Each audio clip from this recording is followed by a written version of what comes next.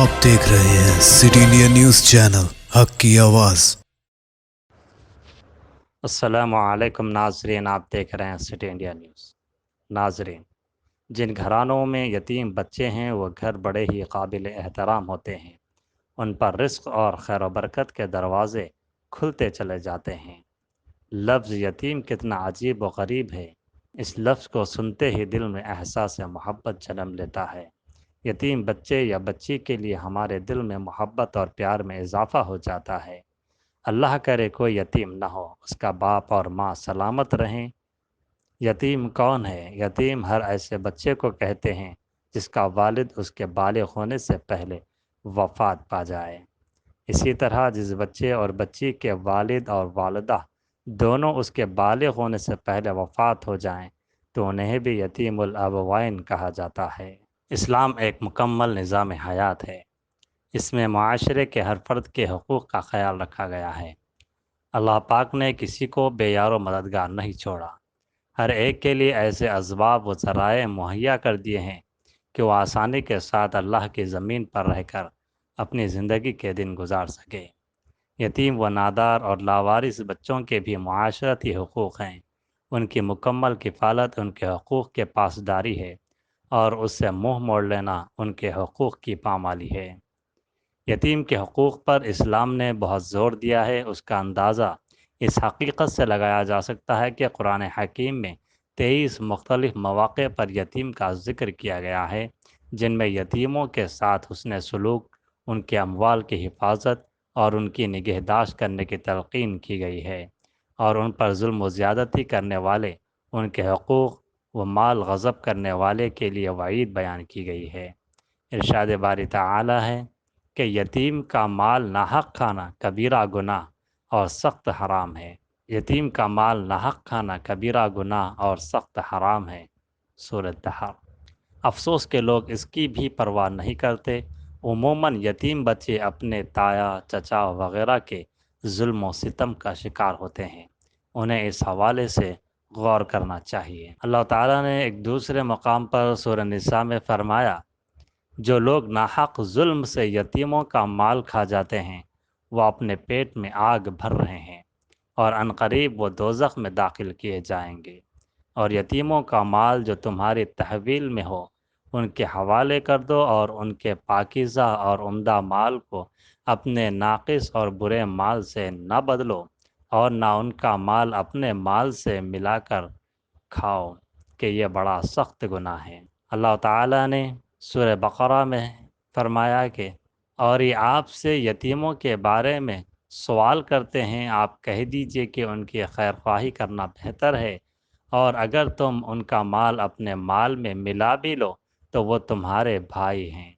اللہ تعالیٰ بدنیتی اور نیک نیت ہر ایک کو خوب جانتا ہے، اور اگر اللہ تعالیٰ چاہتا تو تمہیں مشقت میں ڈال دیتا، یقیناً اللہ غالب اور حکمت والا ہے۔ صحیح بخاری کی حدیث میں ایک روایت ہے کہ جس کے زیر سائے کوئی یتیم ہو تو اسے چاہیے کہ وہ اس یتیم کی اچھی پرورش کرے۔ احادیث میں یتیم کی پرورش اور اس سے حسن سلوک کے بے شمار فضائل بیان کیے گئے ہیں۔ رسول اکرم صلی اللہ علیہ وسلم نے ارشاد فرمایا کہ میں اور یتیم کی کفالت کرنے والا جنت میں اس طرح ہوں گے، پھر اپنی شہادت والی اور درمیان والی انگلی سے اشارہ فرمایا اور انہیں کشادہ کیا۔ جامع ترمذی میں ایک حدیث شریف ہے کہ حضرت عبداللہ بن عباس رضی اللہ تعالیٰ عنہ نے فرمایا، امام الانبیاء علیہ السلام نے ارشاد فرمایا، جس نے مسلمانوں کے کسی یتیم بچے کے کھانے پینے کی ذمہ داری لی، اللہ تعالیٰ اسے جنت میں داخل فرمائے گا۔ صحیح البخاری میں اور ایک حدیث ارشاد ہے کہ رسول اکرم صلی اللہ علیہ وسلم نے تو یتیم کی کفالت کرنے کو جنت میں اپنے ساتھ ہونے کی بشارت سے نوازا ہے کہ وہ جنت میں آپ صلی اللہ علیہ وسلم کے ساتھ ہوگا۔ حضرت سہل بن سعد رضی اللہ تعالیٰ عنہ بیان کرتے ہیں کہ رسول اکرم صلی اللہ علیہ وسلم نے فرمایا، میں اور یتیم کی کفالت کرنے والا جنت میں اس طرح ہوں گے، اور آپ صلی اللہ علیہ وسلم نے اپنی انگشت شہادت اور درمیانی انگلی کے درمیان تھوڑا سا فاصلہ کر کے اشارہ دیا۔ حضرت ابو ہریرہ سے مسلم شریف میں روایت ہے رسول اللہ علیہ وسلم نے فرمایا، میں اور یتیم کی کفالت کرنے والا، خواہ و یتیم اس کے رشتہ دار ہو یا غیر، جنت میں اس طرح ہوں گے جیسے یہ دو انگلیاں۔ امام مالک نے اس حوالے سے انگشت شہادت اور درمیانی انگلی سے اشارہ کر کے بتایا کہ بچہ اپنی ہر ضرورت کے لیے ماں باپ کا محتاج ہوتا ہے۔ اگر وہ ماں باپ کے سہارے سے محروم ہو جائے تو پھر اس سے زیادہ بے بس و بے کس شاید ہی اور کوئی ہو۔ چنانچہ آپ صلی اللہ علیہ وسلم نے فرمایا کہ جو شخص کسی یتیم کے ذمہ داری اٹھاتا ہے اور اس کی کفالت کرتا ہے، وہ اللہ کے نظر میں اتنا پسندیدہ عمل کرتا ہے کہ اسے جنت میں میرا ساتھ اس طرح میسر ہوگا جیسے انگشت شہادت اور درمیانی انگلی ساتھ ساتھ ہوتی ہے۔ یتیم ہونا انسان کا نقص نہیں بلکہ منشائے خداوندی ہے کہ وہ جو چاہتا ہے کرتا ہے۔ اس نے اپنے محبوب ترین بندے سید المرسلین صلی اللہ علیہ وسلم کو حالت یتیمی میں پیدا فرمایا کہ آپ صلی اللہ علیہ وسلم کے والد ماجد آپ صلی اللہ علیہ وسلم کی ولادت باسعادت سے بھی پہلے وصال فرما چکے تھے۔ پھر 6 سال کی عمر میں ہی آپ صلی اللہ علیہ وسلم کی والدہ ماجدہ بھی انتقال فرما گئیں۔ اللہ تعالیٰ نے اپنے حبیب صلی اللہ علیہ وسلم کی اس کیفیت کا ذکر قرآن حکیم میں یوں کیا ہے، اے حبیب صلی اللہ علیہ وسلم، کیا اس نے آپ کو یتیم نہیں پایا؟ پھر اس نے آپ کو معزز و مکرم ٹھکانہ دیا۔ پھر اس در یتیم صلی اللہ علیہ وسلم نے یتامہ کی محبت، ان کے ساتھ شفقت و حسن سلوک اور احسان برتنے کی نہایت اعلیٰ مثالیں قائم کیں۔ آپ صلی اللہ علیہ وسلم نے یتیموں کی کفالت کرنے والے کو جنت کی خوشخبری دی اور ان کے حقوق پامال کرنے والے کو دردناک عذاب کی وعید سنائی۔ قرآن حکیم کہتا ہے، سو آپ بھی کسی یتیم پر سختی نہ فرمائیں۔ ایک اور موقع پر اللہ تعالیٰ نے فرمایا، یتیموں کو ان کے مال دے دو اور بری چیز کو عمدہ چیز سے نہ بدلا کرو، اور نہ ان کے مال اپنے مالوں میں ملا کر کھایا کرو، یقیناً یہ بہت بڑا گناہ ہے۔ سورہ نساء۔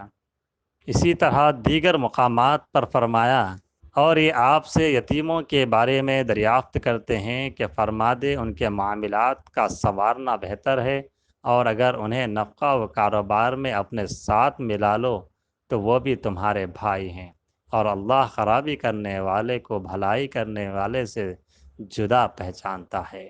مزید فرمایا کہ یتیموں سے معاملہ کرنے والے لوگوں کو ڈرنا چاہیے، اگر وہ اپنے پیچھے ناتواں بچے چھوڑ جاتے ہوں تو مرتے وقت ان بچوں کے حال پر کتنے خوف زدہ اور فکر مند ہوتے ہیں۔ سو انہیں یتیموں کے بارے میں اللہ سے ڈرتے رہنا چاہیے اور ان سے سیدھی بات کہنی چاہیے۔ بے شک جو لوگ یتیموں کے مال ناحق طریقے سے کھاتے ہیں، وہ اپنے پیٹوں میں نری آگ بھر رہے ہیں اور جلد ہی دہکتی ہوئی آگ میں جا گریں گے۔ سورۃ النساء۔ سورہ انعام میں فرمایا گیا کہ یتیم کے مال کے قریب مت جانا مگر ایسے طریق سے جو بہت ہی پسندیدہ ہو، یہاں تک کہ وہ اپنی جوانی کو پہنچ جائے۔ سورۃ الماعون میں فرمایا گیا کہ کیا آپ نے اس شخص کو دیکھا جو دین کو چھٹلاتا ہے؟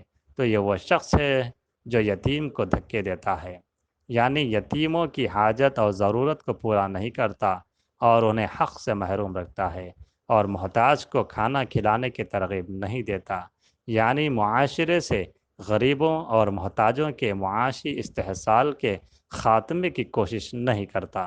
حضرت ابو ہریرہ رضی اللہ تعالی عنہ روایت کرتے ہیں کہ حضور نبی اکرم صلی اللہ علیہ وسلم نے فرمایا، مسلمانوں میں سب سے اچھا گھر وہ ہے جس میں کوئی یتیم ہو اور اس کے ساتھ نیک سلوک ہو، اور بدترین گھر وہ ہے جس میں یتیم ہو اور اس کے ساتھ برا سلوک ہو۔ سنن ابن ماجہ۔ حضرت ابو ہریرہ رضی اللہ تعالی عنہ روایت کرتے ہیں کہ حضور نبی اکرم صلی اللہ علیہ وسلم نے فرمایا، قسم ہے اس ذات کی جس نے مجھے حق کے ساتھ مبعوث فرمایا، اللہ تعالیٰ روز قیامت اس شخص کو عذاب نہیں دے گا جس نے یتیم پر شفقت کی، اس سے نرمی سے گفتگو کی اور معاشرے کے محتاجوں و کمزوروں پر رحم کیا، اور جس نے اللہ تعالیٰ کی طرف سے ہونے والی عطا کی وجہ سے اپنے پڑوسی پر ظلم نہ کیا۔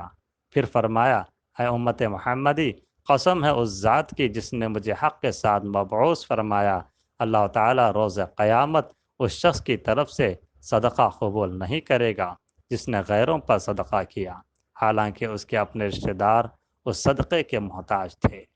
قسم ہے اس ذات کی جس کے قبض قدرت میں میری جان ہے، اللہ تبارک و تعالی روز قیامت اس شخص کی طرف نظر رحمت نہیں فرمائے گا۔ طبرانی۔ یہ تمام آیات و احادیث اگرچہ یتیم کی کفالت کے سلسلے میں ترغیب و فضائل کی ہیں، تاہم ان سے یہ بات ضرور سمجھ میں آتی ہے کہ اس طرح کے نادار، لاوارث اور یتیم بچوں کی کفالت مسلمانوں کے ذمہ ہے۔ حسب سہولت علاقے اور محلے کے افراد پر یہ ذمہ داری عائد ہوگی۔ ان بچوں کو یوں ہی ضائع ہونے نہیں دیا جائے گا۔ اگر کچھ لوگ اس ذمہ داری کو بطور کفالت نبھا لیتے ہیں تو یہ سب سے بری ذمہ ہو جائیں گے، ورنہ سب کے سب گنہگار ہوں گے۔ اللہ تعالیٰ کے ان ارشادات اور رسول اکرم صلی اللہ علیہ وسلم کی احادیث مبارکہ سے یہ بات کھل کر سامنے آتی ہے کہ یتیم کے ساتھ حسن سلوک اللہ کے یہاں ایک نمایاں مقام رکھتا ہے۔ لہٰذا امت محمدیہ کے ہر فرد کو چاہیے کہ وہ ان سے محبت کرے اور حسن سلوک کے ساتھ پیش آئے، اور یقیناً یہ محبتوں کے زیادہ مستحق ہیں۔ اسلام ایک ایسا دین ہے جس نے معاشرے کے پسے ہوئے محروم لوگوں کو ہمیشہ اوپر اٹھایا ہے، ان کے مقام کو بلند کیا ہے، اور ہمیں حکم دیا ہے کہ ہم ان کے ساتھ اچھا سلوک کریں۔ اللہ تعالیٰ سے دعا ہے کہ ہمیں عمل کی توفیق عطا فرمائے۔